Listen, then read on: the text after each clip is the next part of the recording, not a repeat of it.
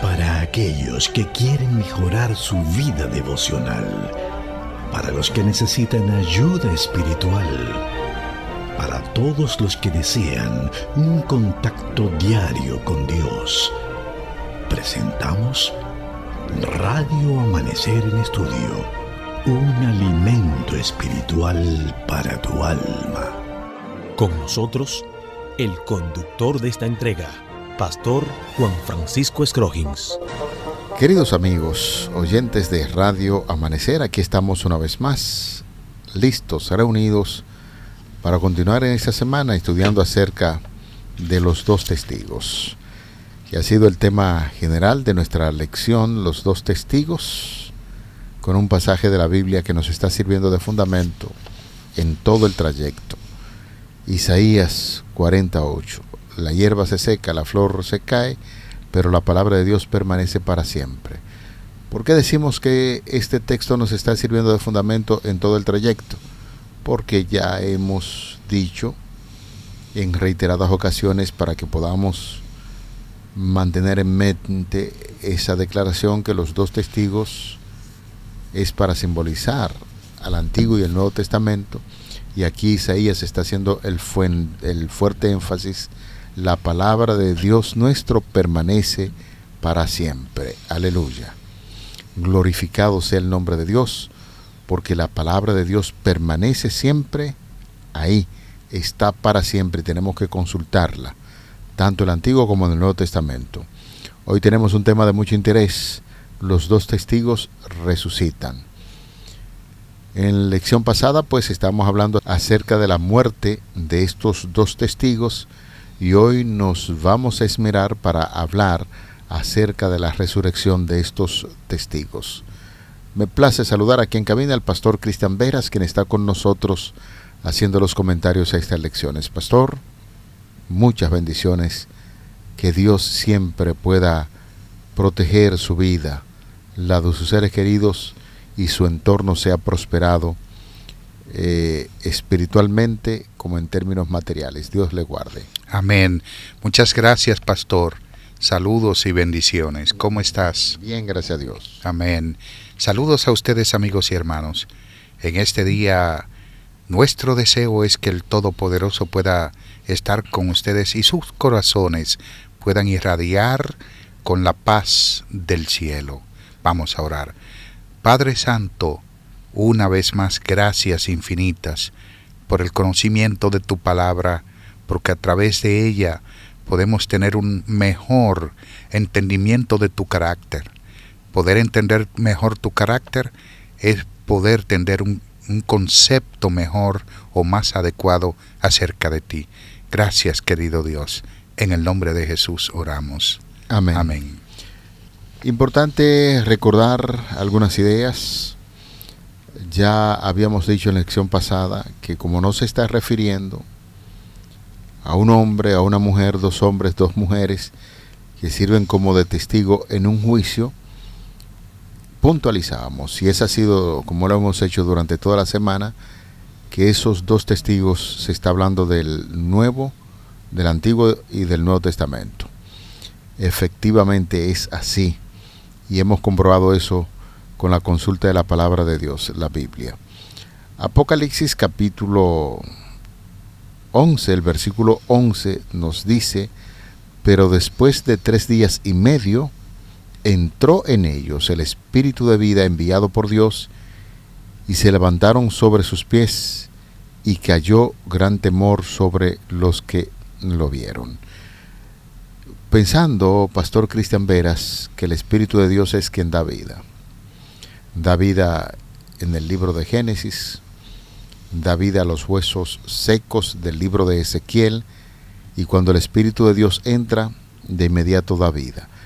En este caso, ¿cómo puede dar vida a los dos testamentos, el Antiguo y el Nuevo Testamento, para que puedan resucitar?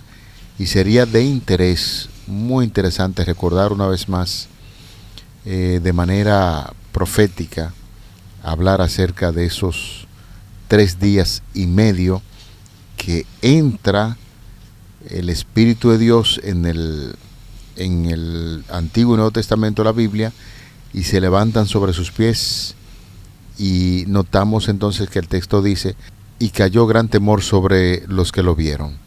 Siendo que es la palabra de Dios, Antiguo y Nuevo Testamento, y que esto parece ser que hay algunos elementos que deben ser interpretados de manera simbólica, ¿cómo podemos entender el texto bíblico? Sí, así es. Bueno, ya habíamos dicho que la Revolución Francesa y la persecución a la Biblia en Francia, 1773-1777, desde noviembre de 1773 hasta junio de 1777. Que son los 3 años y medio. Los 3 años y medio representan el periodo de los 3 años y medio. Hay otra profecía en el mismo libro de Apocalipsis que tiene que ver con días. Por ejemplo, en el contexto de la iglesia Esmirna, donde dice: tendréis tribulación por 10 días. Esos 10 días representan 10 años. Ese principio se utiliza de nuevo para este mismo contexto de Apocalipsis 11 de 3 días y medio, que representan 3 años y medio literales. Entonces, después de esos 3 años y medio, al final del período, los cuerpos de los testigos que estuvieron insepultos y expuestos a la contemplación pública, ahora reciben espíritu de vida. La palabra Ruah Yayim, equivalente a lo que hoy decimos o traducimos en el Antiguo Testamento como soplo de vida. Ya usted estuvo mencionando en Génesis capítulo 6 versículo 17 y en Génesis capítulo 7 versículo 15 se utiliza este mismo término. Por ejemplo, en el 6:17 dice: he aquí que yo traigo un diluvio sobre las aguas, sobre la tierra, para destruir toda carne en que haya espíritu de vida. Aquí se utiliza el término Ruah Yayim. Luego se utiliza en el 7:15 cuando dice: vinieron pues con Noé al arca de 2 en 2 de toda carne en que había espíritu de vida. Esta palabra que los hebreos virtualmente identificaban con el aliento de vida, con el soplo de vida que da vida, entra en una persona y que recibe la vida, es la misma que Juan utiliza para decir que los 2 testigos volvieron a vivir, de manera que ellos resucitaron. Y es importante, pastor, que nosotros veamos de que a los testigos resucitar, que estaban insepultos en la plaza pública, resucitaron también a la vista de todos. Es decir, todo el mundo vio cuando Francia de nuevo admitió la Biblia y vedó la prohibición, quitó la prohibición de que la Biblia fuera expuesta y de la religión, y entonces vuelve la Biblia a ser de nuevo la misma luz que había alumbrado a todo Francia y a todo el mundo. Y es como los 2 testigos resucitan de esa manera. Importante destacar que, como ya habíamos puntualizado en una lección anterior, Francia tuvo que pasar por un proceso difícil donde la sociedad francesa parecía derrumbarse precisamente porque había erradicado la palabra de Dios. Y aprovechamos el momento para recordar que las sociedades que más progresan, las sociedades que actúan con más luz y brillo, son aquellas sociedades que admiten la palabra de Dios. Yo recuerdo, pastor, que usted estaba haciendo un comentario sobre la prohibición de la Biblia, de las Sagradas Escrituras en universidades, en escuelas. Y esas sociedades que erradican la palabra de Dios en estos lugares siempre estarán con muchos problemas en términos sociales. La corrupción permea los estamentos de la sociedad, muertes. Todo esto fue necesario que sucediera allí en Francia para que pudieran restablecer una vez más las Sagradas Escrituras. Y qué bueno es saber que aunque pasó por ese momento doloroso y difícil, estamos estudiando en este día que esos testigos resucitaron en aquella sociedad en Francia cuando pasó por momentos difíciles. Eso es así, tal y como dice Apocalipsis capítulo 11, el versículo 11. Pero después de 3 días y medio entró en ellos el Espíritu de vida enviado por Dios. Y ese Espíritu de vida es justamente el Espíritu de Dios que inspira su palabra. Las Escrituras es soplada por el Espíritu Santo y nosotros tenemos el privilegio de llevarnos y guiarnos por las enseñanzas de la Biblia, que es soplada por el Espíritu Santo. Eso es así. Ahora, es importante también, pastor, que veamos en el contexto de la resurrección de los 2 testigos, el ensalzamiento de ellos en todo el contorno de Francia, la propagación de las Escrituras a partir del siglo XIX, porque poco después de la Revolución Francesa fueron establecidas sociedades bíblicas nacionales. En 1801, por ejemplo, se establece la Sociedad Bíblica Internacional, 1804 también, y podemos ver en todos esos contornos, en esos momentos, cómo la Biblia se restablece y de una forma extraordinaria. Por ejemplo, la Sociedad Bíblica Británica y Extranjera, que es fundada en 1804, la Sociedad Americana, organizada en 1816, también otras sociedades que hacen circular la Biblia hasta 1989, más de 1.907 idiomas y dialectos es conocida la Biblia en ese momento, en el momento de la que termina la Revolución Francesa.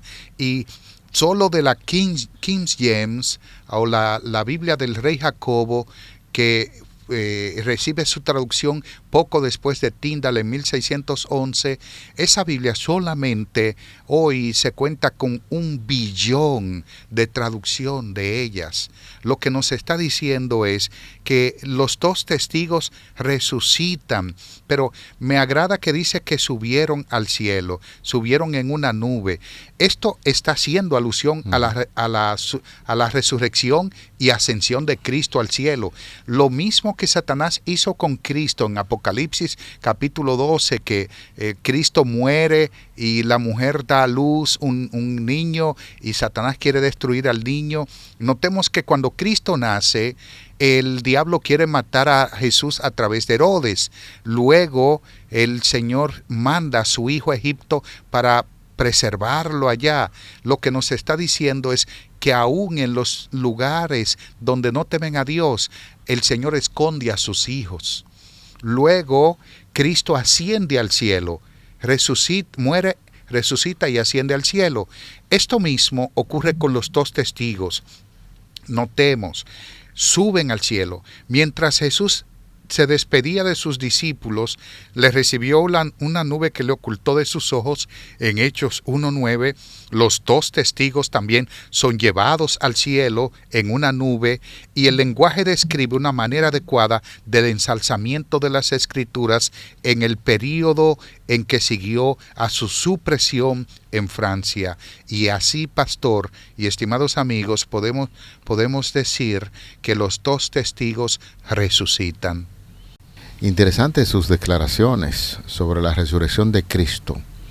¿Será acaso que la resurrección de Cristo podría equipararse en ese sentido o igualar a esa declaración que estamos viendo de la resurrección de los 2 testigos, entiéndase, la palabra de Dios? Es una pregunta, pastor, que me agrada, me fascina y es totalmente cierto. Por ejemplo, si yo le digo que el único que resucitó o que ha resucitado es Cristo, usted se va a espantar. Bueno, pero es que estoy pensando que en la palabra de Dios se enseña que cuando Cristo resucitó, tumbas se abrieron y varios de los santos se levantaron para testificar acerca de la resurrección de Cristo. No solamente ya Cristo lo ven personalmente en la resurrección, sino que otros resucitaron con él. Totalmente su análisis es correcto. Ahora, yo repito, pastor, no resucitaron, volvieron a la vida. Hay una diferencia entre resucitar y volver a la vida. Ajá, vamos a establecer esa diferencia. El que resucita vence a la muerte, porque está venciendo dése cuenta que la muerte es el resultado del pecado, ¿no?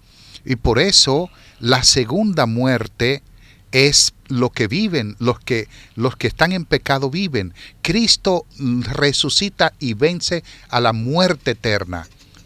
¿Me hago entender? Y entonces al resucitar, Él está diciendo que tiene dominio y control sobre la muerte. Y ningún ser humano tiene dominio y control sobre la muerte. ¿Por qué? Porque Cristo murió, resucitó, pero no volvió a morir.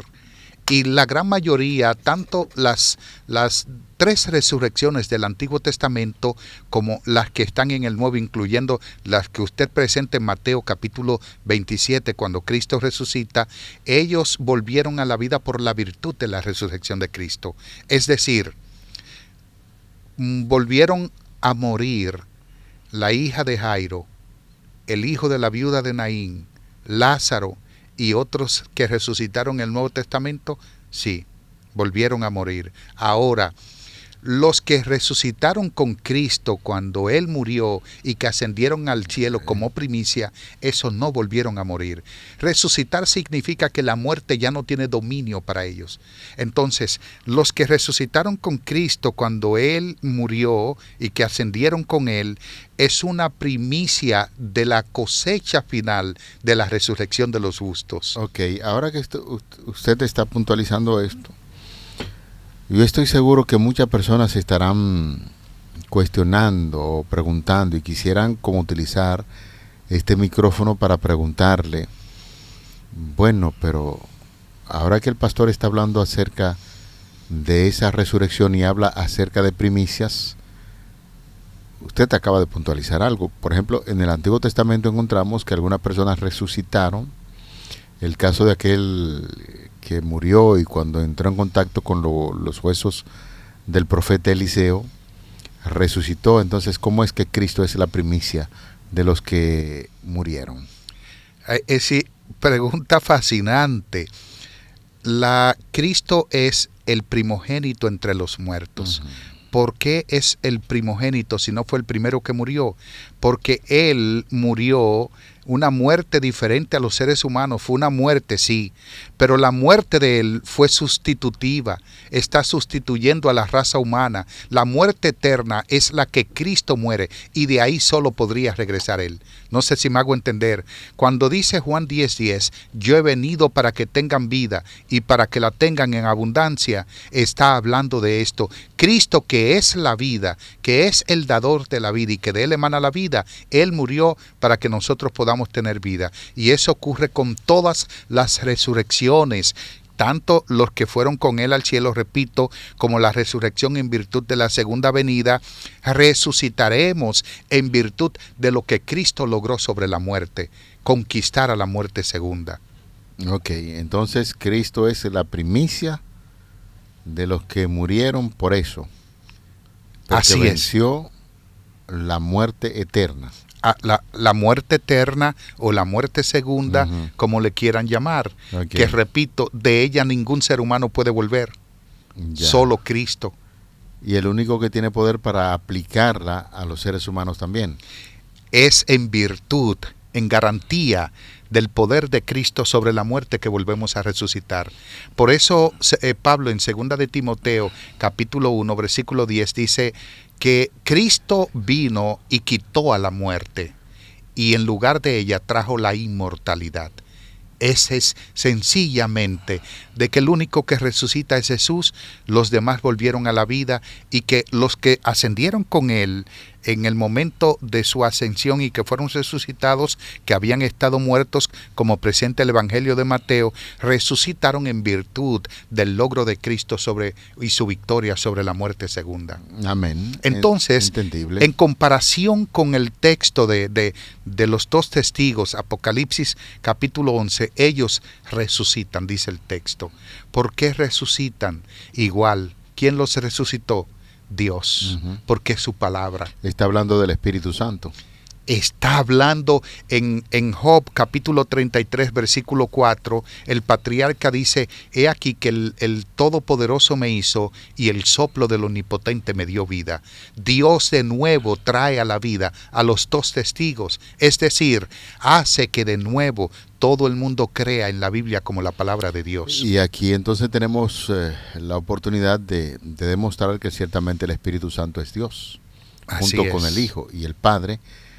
Y es así como el Espíritu Santo está incluido en la resurrección de su palabra. Al final de la Revolución Francesa hemos estudiado la palabra de Dios en sentido figurado, resucitaría. Habría un poderoso reavivamiento, gran temor le sobrevendía a quienes vieran que la palabra de Dios una vez más se convertiría en el poder vivo de nuestro Dios para salvación.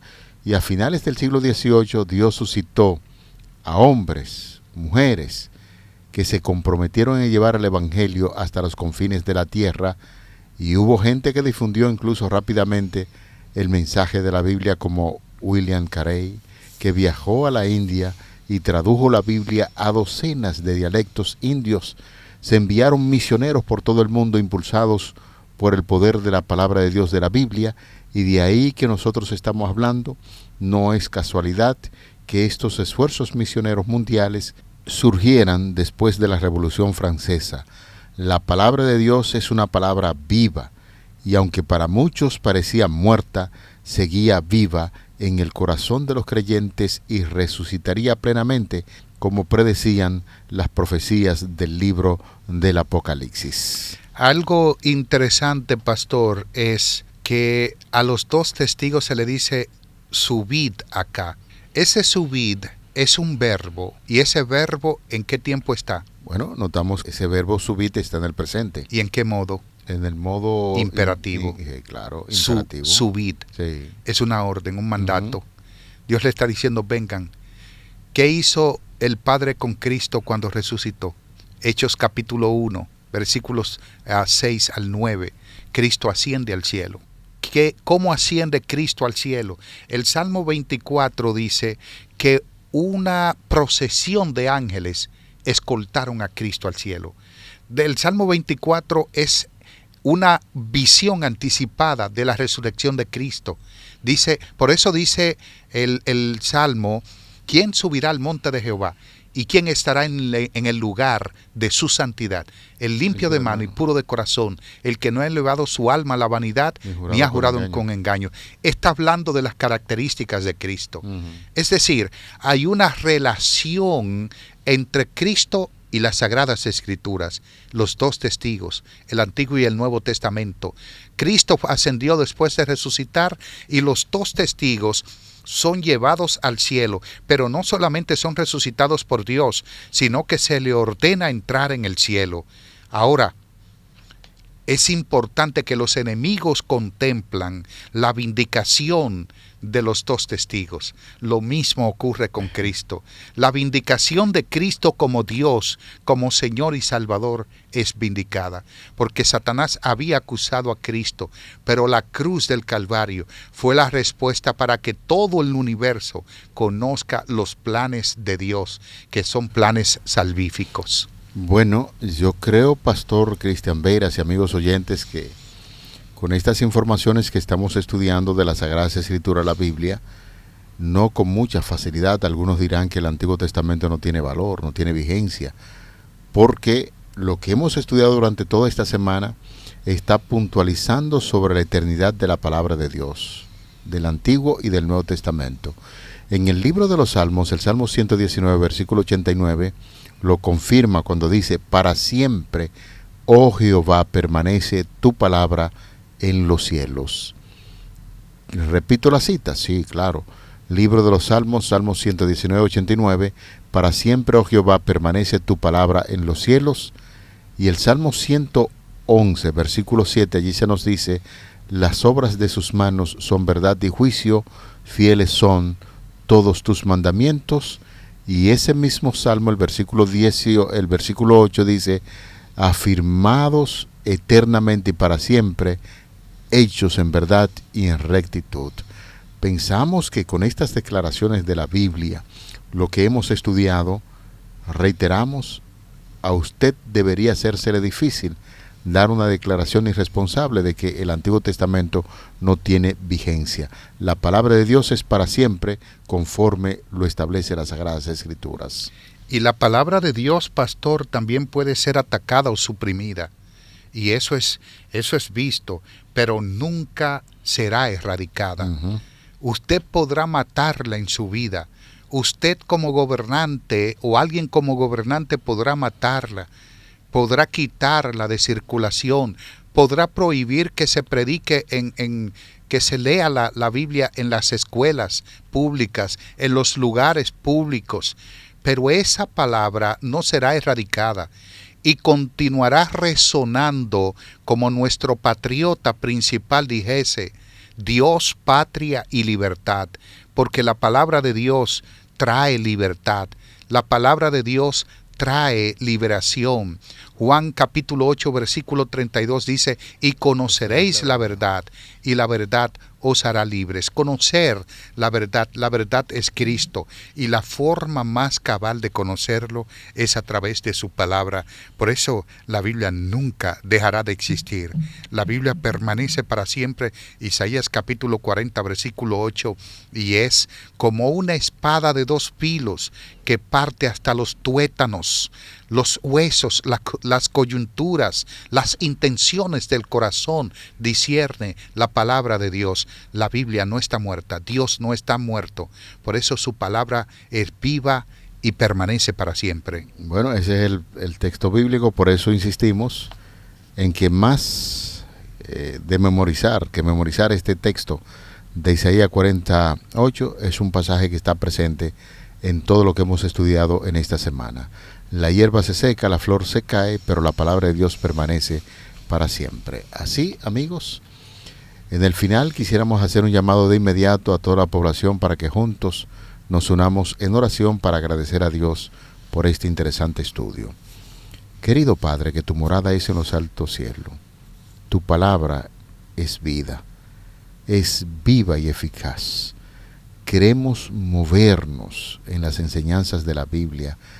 Ayúdanos a hablar acerca de la importancia del estudio de las Sagradas Escrituras en los hogares, en la familia, en los individuos, en las naciones, en las universidades, en las escuelas y en los colegios. Que tu palabra vaya haciendo las transformaciones necesarias que tanto necesitamos como sociedad, y ayúdanos siempre a exaltar tu nombre mediante el estudio de la Biblia. Amén. Favores que pedimos en el nombre de Jesús. Amén. Amén. Para aquellos que quieren mejorar su vida devocional, para los que necesitan ayuda espiritual, para todos los que desean un contacto diario con Dios, hemos presentado Radio Amanecer en Estudio, un alimento espiritual para tu alma.